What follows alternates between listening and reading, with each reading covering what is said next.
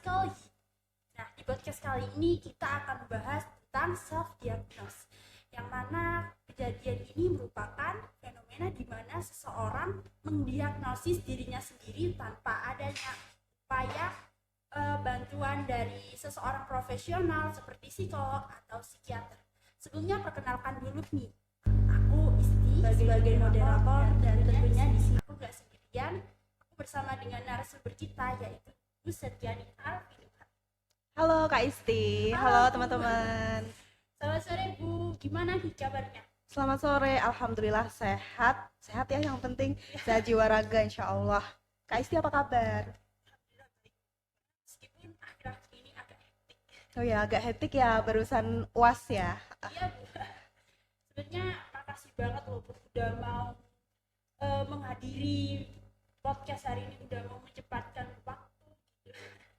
Sama-sama, saya juga terima kasih banyak ya kepada Mbak Isti dan juga tim sudah memberikan wadah kita untuk sharing ya, tentunya tentang self diagnose. Ini adalah tema yang lagi happening, lagi in untuk dibahas, jadi saya juga terima kasih banyak. Generasi milenial sekarang ini suka self diagnose diri sendiri, apalagi ada TikTok gitu seperti yang ada di sebelumnya gitu. Nah, sebenarnya saya mau tanya dulu nih kepada Bu Setiani. Saya dulu nih kan pernah sedih, tapi habis itu saya merasa happy. Setelah saya searching di Google, ada beberapa hasil, salah satunya bipolar. Nah, setelah saya baca sekilas, saya mempercayai bahwa saya terkena gejala tersebut. Menurut sendiri itu termasuk self-diagnosis? Oke, sebelum kita jauh ke situ, kita perlu sepakati bersama nih, apa itu self-diagnose ya. Jadi, self-diagnose itu adalah kondisi di mana kita mengidentifikasi dan juga mendiagnosis diri kita itu mengalami kondisi kesehatan tertentu atau mengalami penyakit atau gangguan tertentu. Sebetulnya self-diagnose ini tidak selalu tentang gangguan kejiwaan aja ya, Mbak Isti dan juga teman-teman pemirsa semuanya. Tapi untuk pertemuan kali ini kita akan mengerucut membahas tentang self-diagnose kaitannya dengan gangguan kesehatan ya, gangguan mental. Jadi itu tadi, self-diagnose adalah proses di mana kita melakukan diagnosis terhadap diri kita sendiri bahwa kita memiliki penyakit atau gangguan tertentu tanpa berkonsultasi dengan profesional gitu. Jadi kalau tadi Mbak Isti menjelaskan tentang saya baca-baca di internet, sepertinya saya ngerasa bipolar deh karena tersedih, entar seneng. Nah itu juga termasuk salah satu bentuk perilaku self-diagnose kalau tidak konsultasi dengan profesional. Dalam hal ini bisa psikiater, bisa psikolog klinis gitu Mbak Isti. Berarti cuma baca dan percaya itu juga termasuk self-diagnosis? Betul, biasanya memang orang yang melakukan self-diagnose itu menggunakan ini ya, media menggunakan sumber-sumber dari internet yang paling gampang ya, internet, kemudian buku, atau bisa juga dari pengalaman pribadi atau pengalaman orang di sekitarnya. Oh dulu tetangga saya perilakunya seperti ini dan didiagnosis depresi. Oh berarti saya kalau merasakan hal yang sama berarti saya depresi juga. Padahal belum tentu gitu. Menurut Bu Setiani sendiri ini, self-diagnose ini bisa dihindari nggak sih? Saya rasa self-diagnose ini bisa dihindari ya. Mungkin sebelum bagaimana menghindarinya, karena memang kalau kita bicara tentang self-diagnose, ini dampaknya sangat sangat berbahaya sebetulnya. Karena ketika kita melakukan self-diagnose, kita meyakini bahwa kita memiliki penyakit tertentu. Padahal belum tentu teman-teman dan Mbak Isti gitu ya. Misalnya nih saya merasa sedih, merasa moodnya lagi nggak oke, kemudian saya mendiagnosis diri saya depresi. Dari mana kita tahu bahwa kita mengalami depresi? Jangan-jangan kita cuma lagi sedih aja gitu, karena kecenderungan orang itu kalau nggak melebih-lebihkan sesuatu ya mengecil-ngecilkan sesuatu, karena kembali lagi kita tidak bisa melihat diri kita secara objektif. Jangan-jangan sedih yang kita rasakan karena ada peristiwa yang jelas, misalnya barusan putus pacar, sedih wajar nggak sih? Kalau ditinggal pas sayang-sayangnya ya wajar ya. Jadi itulah kita nggak bisa melihat diri kita secara objektif, sehingga kita perlu orang lain, dalam hal ini adalah profesional, entah itu psikolog atau psikiater, untuk menilai diri kita. Sebetulnya sedih yang saya rasakan ini sedih, perasaan sedih, atau mengarah ke gangguan tertentu. Jadi kalau kita melakukan self diagnose, resikonya satu, diagnosisnya salah gitu ya. Kemudian yang kedua, kita bisa jadi terlewat dari gangguan yang sesungguhnya gitu. Misalnya kita merasa depresi dan mungkin simptom-simptomnya memang kita merasakan depresi, tetapi ternyata yang kita alami adalah bipolar. Jadi di psikologi itu kan sangat kadang tumpang tindih ya, antar satu gangguan dengan gangguan yang lain itu seringkali mirip-mirip gitu. Dan kalau kita tidak punya kapasitas untuk mendiagnosis itu, ya jangan dilakukan. Kemudian bahaya yang ketiga adalah ucapan kita bisa menyakiti orang lain, khususnya orang yang mengalami gangguan tersebut. Coba bayangin deh Mbak Isti, ketika Mbak Isti putus dari pacar gitu ya, ditinggal oleh orang yang disayang, sedih, terus ngerasa, oh aku depresi nih gitu. Kemudian Mbak Isti ketemu dengan temen yang sudah didiagnosis depresi. Kemudian kita sebagai teman pasti pengennya nasehatin dong, nggak apa-apa, kamu bersyukur aja, dulu aku juga depresi dan sembuh gitu ya, dengan bersyukur. Bayangkan orang yang didiagnosis depresi, saya yakin dia tidak ingin ada di posisi itu. Dan terus kucuk-kucuk kita tiba ngasih saran yang mungkin sudah dia lakukan, dan kita mengecilkan perasaannya, itu kan kita menyakiti ya gitu. Itu dampak dari self diagnose. Jadi di internal kita nggak oke, karena bisa jadi diagnosis kita salah, sehingga treatmentnya pun juga salah, dan omongan kita bisa jadi menyakiti orang lain yang mengalami gangguan mental tersebut. Gitu. Sekarang ini ya, di media sosial banyak gitu menjadi tren kayak aku depresi, aku gini tuh kayak itu menurut Mbak Setiani gimana? Oke, itu berkaitan dengan romantisasi gangguan mental ya. Saya melihatnya dari dua sisi. Jadi dari sisi pertama, saya merasa bersyukur dalam tanda kutip ya. Artinya semakin kesini masyarakat kita tuh semakin aware, semakin sadar bahwa penyakit mental atau gangguan mental itu sama pentingnya dengan penyakit fisik. Coba kalau kita melihat ke belakang, ngomongin tentang gangguan mental itu kan hal yang tabu ya. Kalau orang mengalami gangguan mental tuh apa sih stigmanya? Lemah iman, ya nggak sih? Apalagi biasanya kurang bersyukur. Apalagi sekarang psikolog dibilang gila, itu banyak. Oke, jadi stigma yang berkembang di masyarakat ketika kita mengalami isu-isu kesehatan mental, kita dibilangnya lemah iman, kita dibilangnya kurang bersyukur, kita dibilangnya ngapain ke psikolog, ke psikiater, dekatin diri aja sama Tuhan, begitu ya. Itu kan stigma yang beredar di masyarakat. Dengan adanya fenomena self diagnose ini, sebetulnya secara positif saya agak seneng gitu ya. Artinya masyarakat mulai memahami bahwa gangguan mental itu sama pentingnya loh diberi perhatian dengan penyakit fisik. Itu kalau kita melihat dari positifnya. Tetapi negatifnya adalah kalau sampai diagnosis yang kita yakini itu salah, otomatis maldiagnosis, maltreatment ya, treatmentnya juga gak oke gitu. Kemudian juga kita punya kecenderungan untuk menyakiti dan ngejudge orang lain. Saya juga depresi kok, dengan bersyukur saya sembuh. Ya sembuh, orang dia nggak depresi gitu ya sebetulnya, karena self diagnose aja gitu. Kemudian fenomena self diagnose ini juga terjadi karena kita semudah itu ya untuk mendapatkan informasi dari internet. Dan saya rasa Mbak Isti juga mengetahui ya, banyak tes-tes di internet yang sebetulnya validitasnya juga nggak tahu tuh bener apa enggak, valid apa enggak. Dengan kita mengisi item-item atau pertanyaan-pertanyaan, terus kamu depresi 70%, kamu cemas 90% gitu, pernah denger nggak? Iya, pernah lihat ya? Saya pernah tes. Nah, itu jadi sebenarnya bermula dari sebenarnya kita mulai sadar bahwa there is something wrong with me gitu, ada sesuatu yang mungkin saya lagi nggak baik-baik aja, dan berinisiatif untuk cari tahu, cuman di jalan yang kurang tepat saya rasa, karena siapa yang bisa menjamin informasi di internet itu valid semua gitu. Jadi kalau kita self diagnose kemudian misalnya mengisi kuesioner dan hasilnya misalnya cemas atau depresi atau mungkin psikotik ya ekstrimnya, dan kita meyakini itu, bisa jadi terjadi beneran nggak sih? Orang yang kita nggak sakit jadi disakit-sakitin, yang masalah nggak ada diada-adain gitu. Itu adalah salah satu bahayanya self diagnose gitu.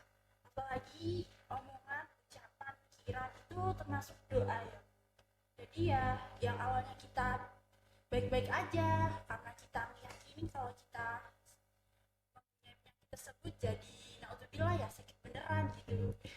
Ya, karena kan kalau kita bicara psikologi itu kita nggak bisa lepas dari tiga hal ini, kognitif, afektif, dan juga perilaku.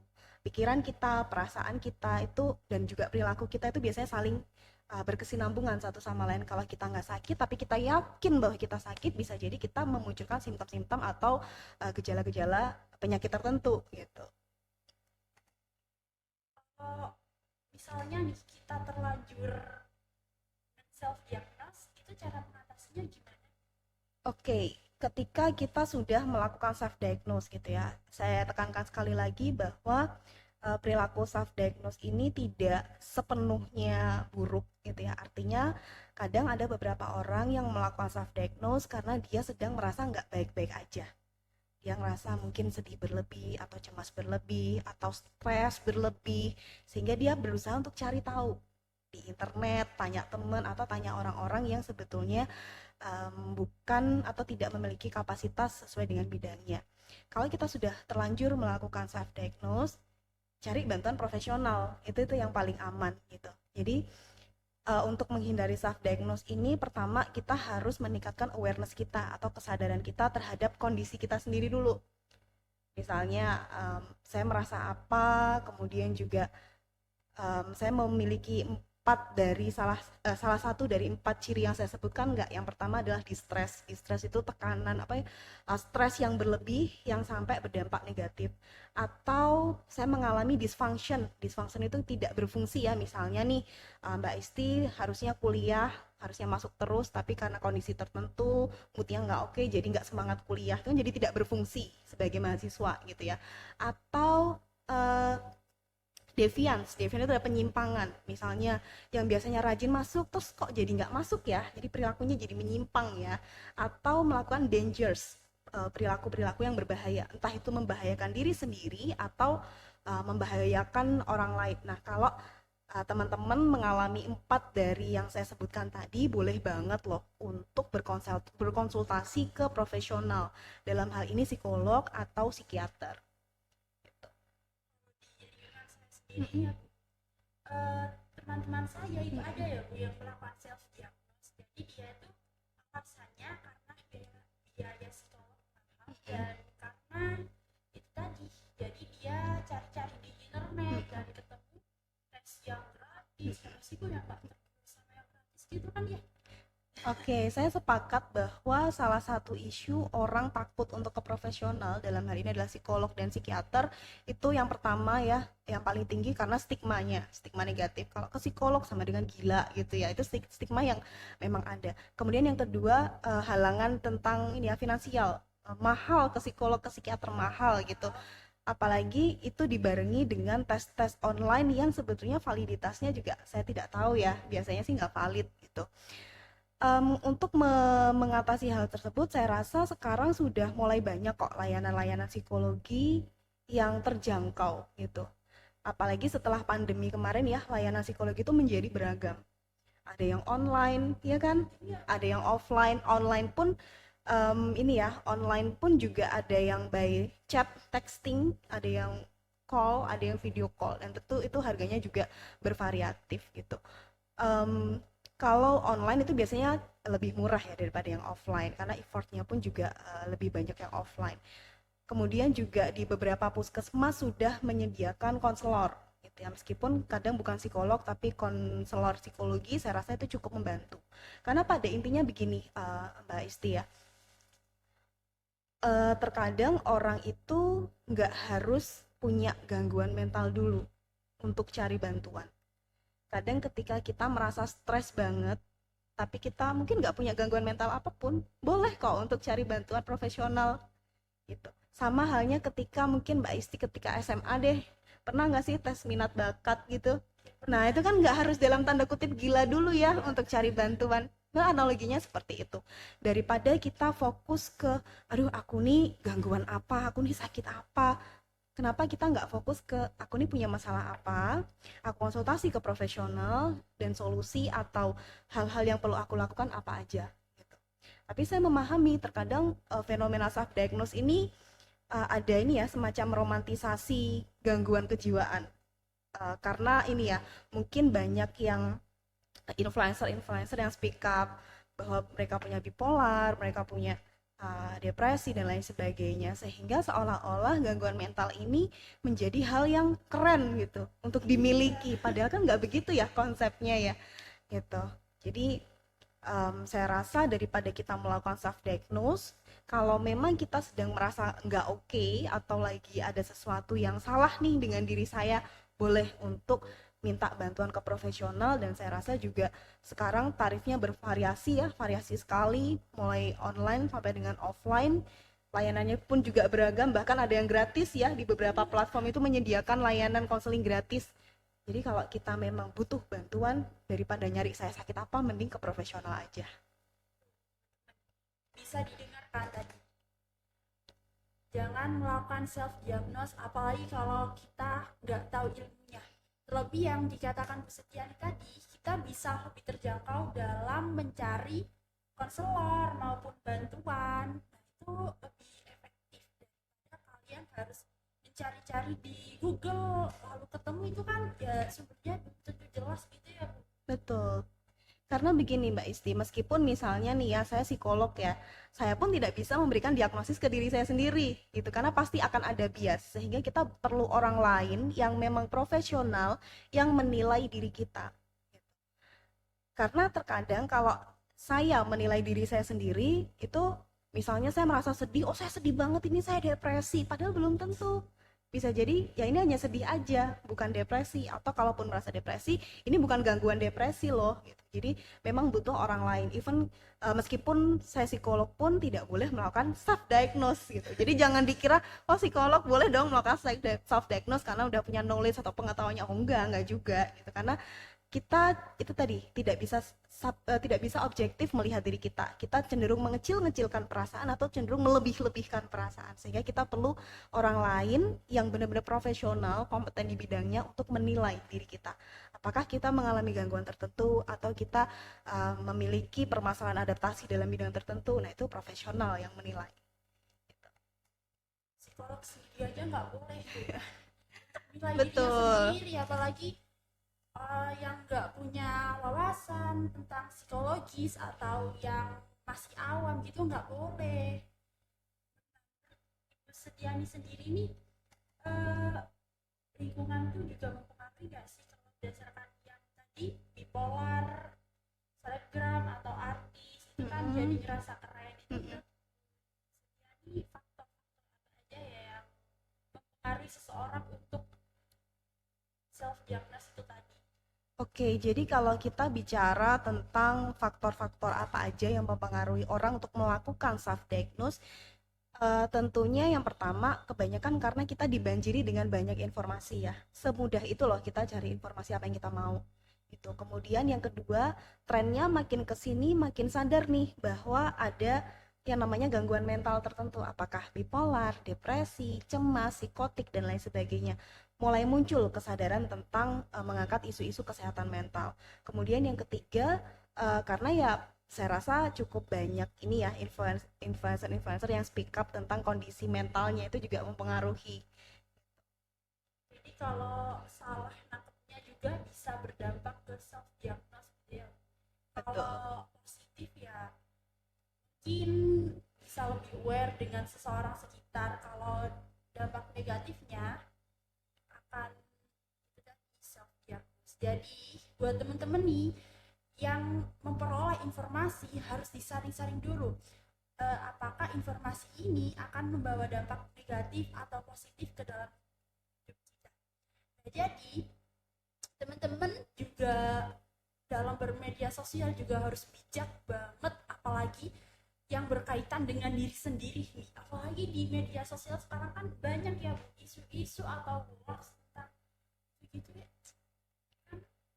Iya betul.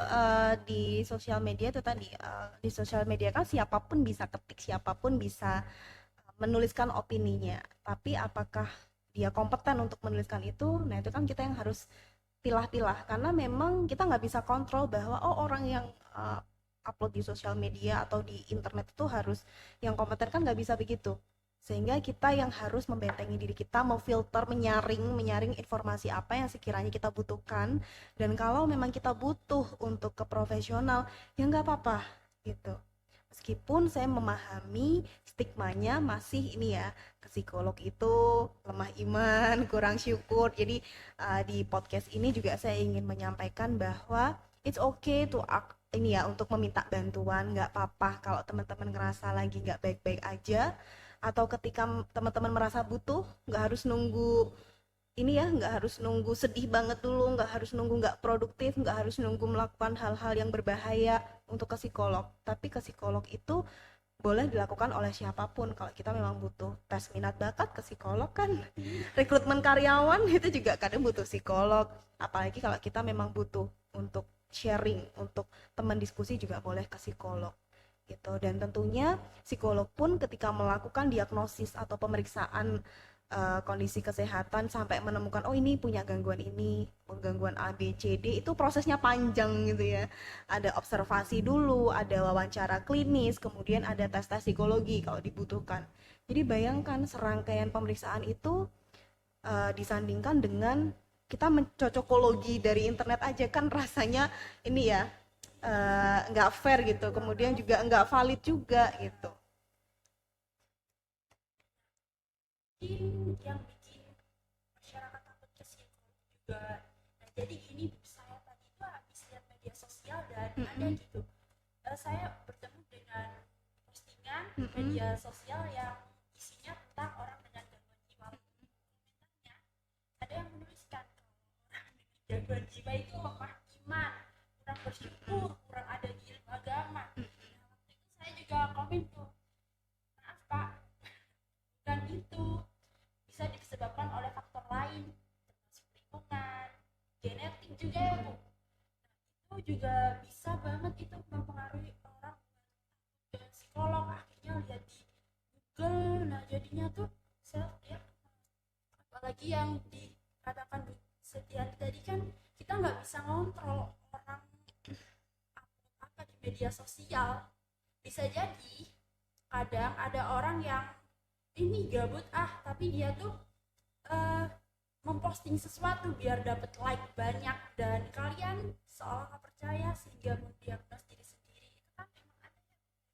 Memang fenomena itu ada ya, tapi sebetulnya bukan kapasitas kita untuk ngejudge ini salah ini benar, bukan itu poinnya, tetapi lebih ke yuk kita sama-sama meningkatkan literasi kita tentang kesehatan mental. Kalau dirasa ada hal-hal yang kurang oke di dirinya, ngerasa lagi nggak baik-baik aja, boleh banget minta bantuan. Kemudian kita juga uh, tidak mudah untuk ngejudge orang lain.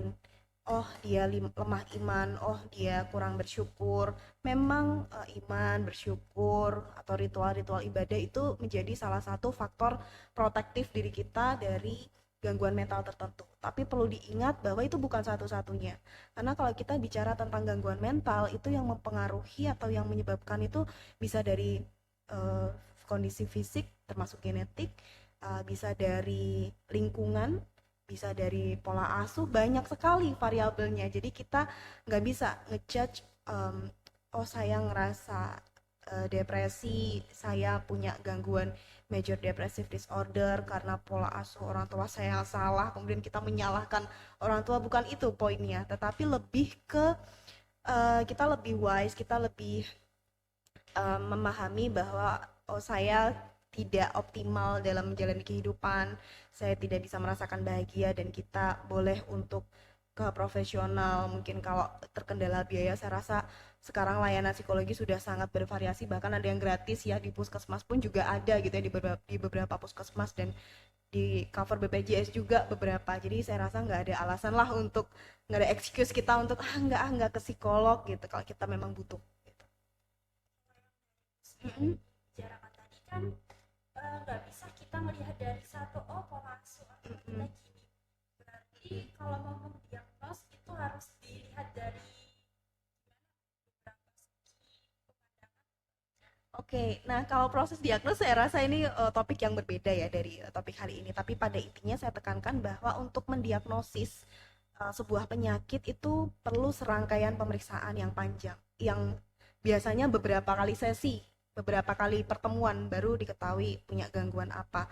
Dan itu hanya dilakukan oleh profesional, tapi garis besarnya dilakukan tentunya observasi, wawancara klinis, dan juga beberapa tes psikologi kalau dibutuhkan. Biasanya memang dibutuhkan ya, dan itu nggak sekali dua kali aja teman-teman. Jadi rasanya nggak fair kalau kita melakukan diagnosis hanya dengan melihat informasi-informasi di internet atau mungkin katanya-katanya yang nggak jelas sumbernya, dan kita menilai diri kita, karena kita punya kecenderungan untuk subjektif ya, kita nggak bisa objektif dengan diri sendiri. Bahkan psikolog pun tidak boleh mendiagnosis dirinya gitu ya, psikolog pun juga kadang butuh psikolog, entah untuk sharing, untuk diskusi dan lain sebagainya. Psikolog aja mendiagnosis kliennya harus ada serangkaian observasi, wawancara, apalagi kita ya yang orang awam, masa dari salah satu katanya bisa mempengaruhi kita gitu kan, kayak lucu aja gitu ya.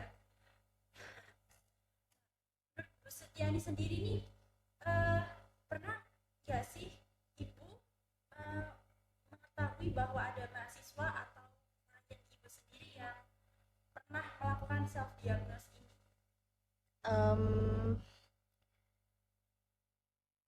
Kalau menjumpai fenomenanya ada ya, tapi itu tadi ketika ada orang yang melakukan self diagnose dan itu datang ke saya, biasanya yang saya lakukan adalah apresiasi dulu. Artinya orang itu sadar bahwa ada sesuatu nih di diri saya yang membuat saya tidak nyaman, dan akhirnya datang ke profesional karena waktu itu menemui saya kan, berarti saya harus apresiasi dulu. Jadi kita nggak fokus ke negatifnya dulu gitu. Jadi itu tadi, kalau ditanya pernah nggak menjumpai, ya saya rasa cukup sering, tetapi karena saya menjumpai dan biasanya menjumpainya di ruang praktek, jadi saya melihat dari sisi positifnya bahwa it's okay, terima kasih untuk cari bantuan, terima kasih untuk cari informasi, dan saya jelaskan, saya beri edukasi sesuai dengan kapasitas saya. Dan ternyata dari beberapa orang yang melakukan self diagnose dan akhirnya datang ke saya, itu pun tidak semua diagnosisnya benar gitu, justru sebagian besar tuh salah gitu. Terkadang itu yang dia alami itu tidak semengerikan apa yang dia pikirkan gitu. Tapi itu sangat kasuistik ya, artinya bisa tergantung case-nya juga gitu. Pikiran kita itu yang mengerikan daripada kejadian sebenarnya. Baik Bu Setiani, saya rasa cukup, terima kasih banget udah mau sharing-sharing, udah mau cerita-cerita di podcast kali ini. Jadi kesimpulannya, self diagnose merupakan tindakan mendiagnosis diri kita sendiri tanpa adanya bantuan profesional, dan ini menimbulkan bahaya-bahaya tertentu. Selain itu juga kita juga harus lebih selektif terhadap apa yang kita konsumsi, baik media sosial maupun orang lain gitu. Baik Bu, terima kasih atas waktunya. Terima kasih juga Mbak Isti. Terima kasih atas teman-teman yang udah mau mendengarkan sampai akhir. Sekian dari kami. Assalamualaikum warahmatullahi wabarakatuh. Terima kasih atas semuanya.